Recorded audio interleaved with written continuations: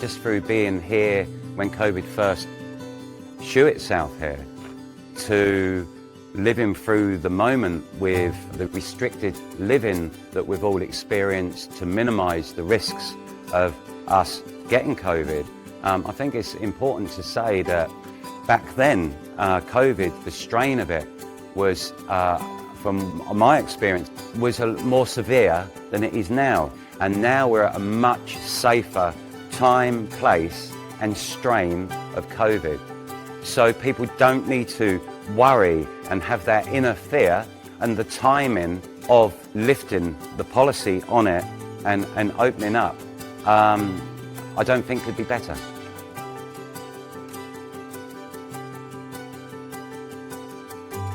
When the outbreak first happened, that there was like a pledge from China responsible for the people.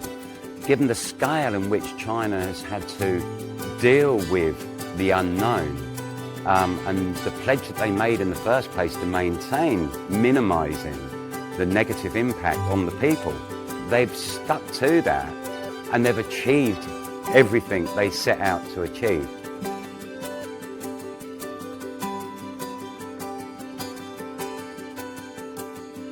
People here in China, they have this self-awareness, and to be able to plan and put your plans into action and be able to steer the situation to where we are today.